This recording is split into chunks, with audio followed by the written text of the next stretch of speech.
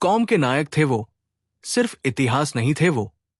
शब्दों में बांध न पाओगे, क्योंकि आग थे वो, जो अपनी छाया से भी आगे भागे थे। वो सुभाष थे, जो मौत को भी ललकारे थे। आज हम उस महापुरुष की बात करेंगे, जिनका सपना सिर्फ स्वतंत्रता नहीं, बल्कि स्वाभिमान से भरे भारत का था। वो व्यक्ति जो स्वराज की भीख नहीं मांगता था, बल्कि उसे छीनने में यकीन रखता था। जब सारे देश में महात्मा गांधी की अहिंसा की गूंज थी, तब एक युग द्रष्टा आवाज आई, जिसने कहा, तुम मुझे खून दो, मैं तुम्हें आजादी दूंगा।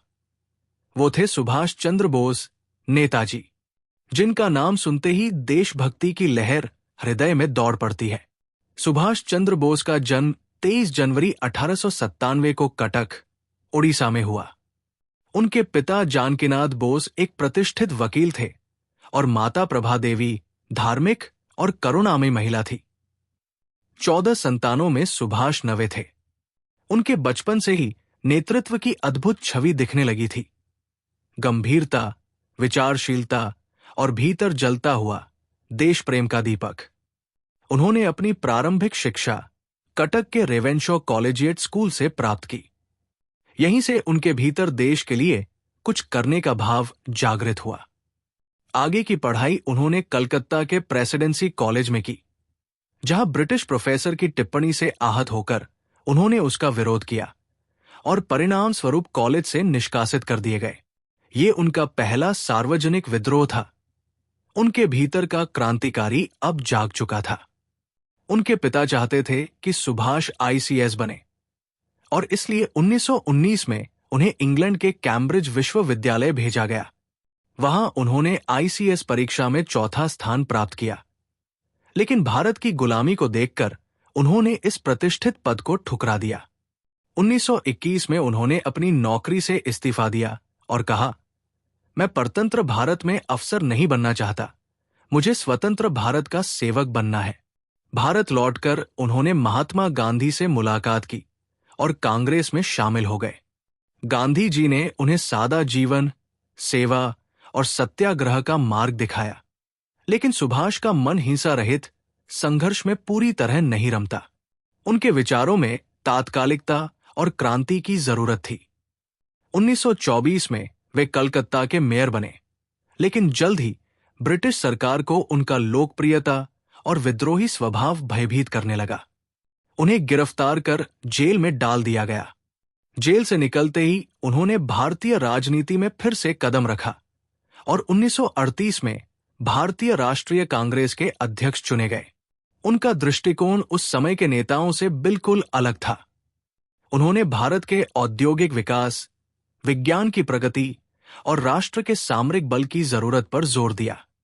उन्होंने राष्ट्रीय योजना समिति का गठन किया, जो भारत के विकास के लिए एक रोड मैप तैयार कर रही थी। 1939 में जब उन्होंने कांग्रेस अध्यक्ष के लिए दोबारा चुनाव लड़ा, तब गांधी जी के समर्थन के बिना भी उन्होंने जीत हासिल की। लेकिन उनके विचारों और गांधी जी के मार्ग में बहुत भिन्नता थी। गांधी जी अहिंसा के पुरोधा थे और सुभाष तत्काल क्रांतिकारी मार्ग के पक्षधर। इन मतभेदों के चलते उन्हें अध्यक्ष पद से इस्तीफा देना पड़ा। अब उनका रास्ता कांग्रेस से अलग हो गया था।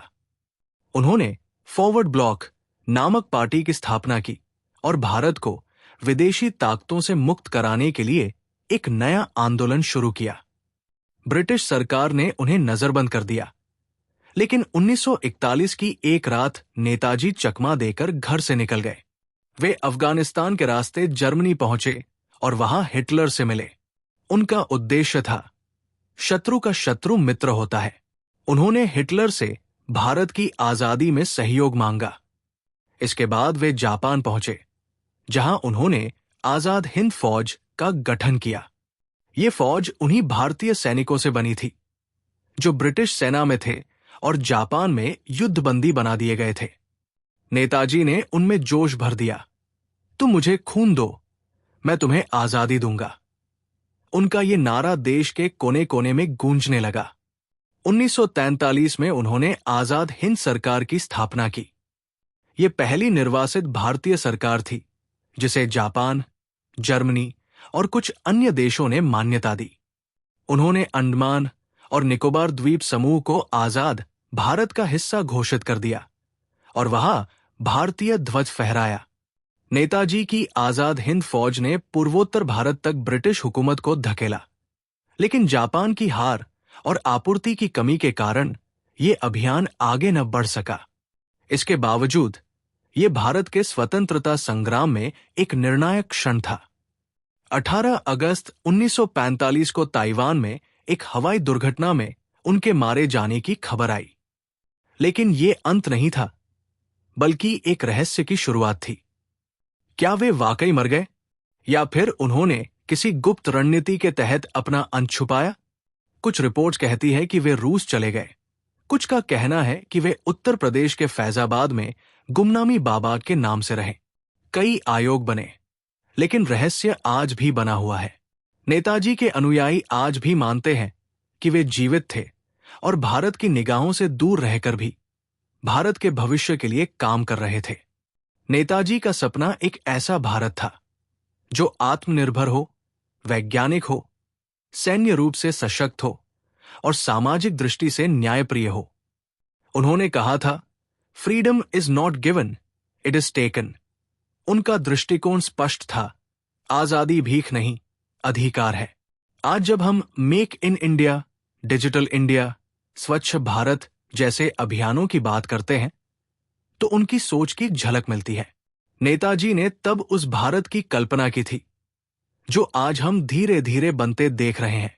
नेताजी का प्रभाव केवल राजनीतिक नहीं, सांस्कृतिक और मनोवैज्ञानिक भी था। उन्होंने भारतीय युवा को आत्मगौरव और राष्ट्रभक्ति का पाठ पढ़ाया। उनकी विचारधारा ने आने वाली पीढ़ियों को ये संदेश दिया कि साहस, त्याग और आत्म बलिदान के बिना कोई भी राष्ट्र महान नहीं बन सकता। उनकी स्मृति में देश के कई स्थानों पर स्मारक बने हैं। नेताजी भवन, लाल किला में उनके भाषण की रिकॉर्डिंग, आइन संग्रहालय।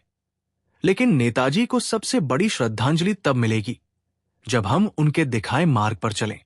उनकी विचारधारा, उनकी जीवनी, उनका साहस, ये सब कुछ आज भी हमारे लिए प्रेरणा है। हवा भी कहती है, सुभाष तू लौटा, तेरे बिना अधूरी है भारत मां की दुआ। तू था, तू है और तू रहेगा हर दिल में। नेताजी, तुम्हें शत शत प्रणाम हमारी श्रद्धांजलि में। उनकी जिंदगी एक गीत है, स्वतंत्रता का, संघर्ष का और विश्वास का। उनकी कहानी बताती है एक व्यक्ति इतिहास को कैसे मोड़ सकता है। नेताजी अमर है क्योंकि उनके विचार, उनकी आग आज भी भारत के हर युवा दिल में धधक रही है। For more updates, like, share and subscribe our channel and hit the bell icon.